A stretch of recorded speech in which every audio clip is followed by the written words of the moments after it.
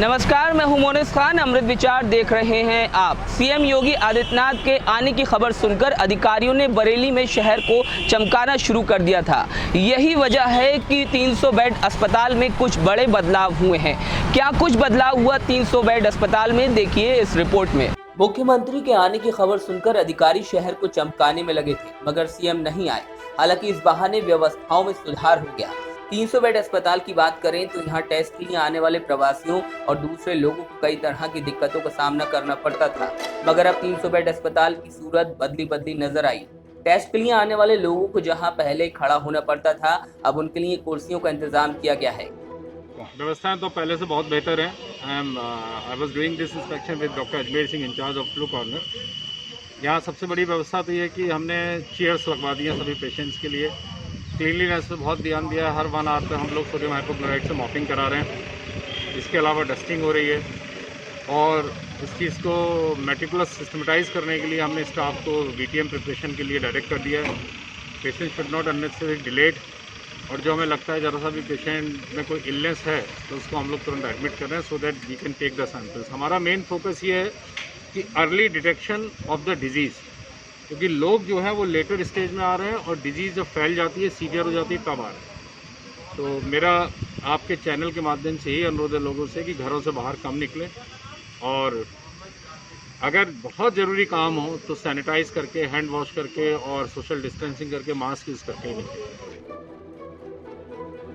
अस्पताल में स्टाफ की कमी को लेकर जिला सर्विलांस अधिकारी रंजन गौतम ने कहा कि जिन स्टाफ की ड्यूटी लगी है, अगर वो काम पर नहीं आ रहे तो उनके खिलाफ कार्रवाई की जाएगी। जिस स्टाफ की ड्यूटी लगी है और वो स्टाफ टर्नअप नहीं हो रहा है, तो मैं उसको क्लियरली संदेश दे रहा हूँ कि वो उम्मीद ना करे कि वो इसका इग्नोरेंस कर पाएगा। At any cost staff will have to come, क्योंकि ये कोई वो नहीं है, ये एक राष्ट्रीयता का बात है, नेशनलिज्म की बात है। गवर्नमेंट ड्यूटी है और गवर्नमेंट ड्यूटी पर अगर जो नहीं आएगा उसके अगेंस्ट स्ट्रिक्ट एक्शन होगा। 300 बेड अस्पताल का जिलाधिकारी ने 2 दिन पहले निरीक्षण भी किया था, लिहाजा उनके सख्त निर्देश थे कि व्यवस्थाओं में सुधार किया जाए। 300 बेड अस्पताल के इंचार्ज ने बताया कि रोजाना औसतन 100 सैंपल लिए जा रहे हैं। अभी हमारे यहाँ खबर मिली थी कि CM साहब के आने, हालांकि वो नहीं पहुँचे हैं। 2 दिन पहले ही DM साहब ने एडमिशन किया था यहाँ पर, और जैसे कि आपको मालूम है कि ये बेड 300 बेड हॉस्पिटल बंद पड़ा हुआ है काफ़ी समय से, तो बाहर बहुत सारा झाड़ झंझट सा हो रहा था, घास फूस हो रही थी बहुत, तो उसकी सारे की साफ सफाई करवाई गई है और इस समय बहुत सुंदर लग रहा है देखने में। और बाकी हम लोगों ने थोड़ी सी व्यवस्थाओं में कुछ चेंजेस किए यहाँ पे सैंपलिंग के लिए एरिए में।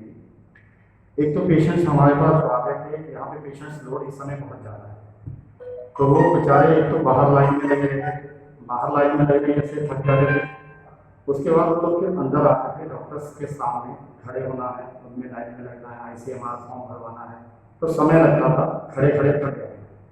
तो हम लोगों ने, हमारे CMO साहब ने और हमारे सर्विलांस अधिकारी हैं डॉक्टर रंजन गौतम, उन लोगों ने हमारे साथ मिलकर के एक डिसीजन लिया कि हम लोग चेयर्स का सीएम भले ही दौरे पर नहीं आए, मगर इसी बहाने 300 बेड अस्पताल की सूरत हाल में बदलाव आया है।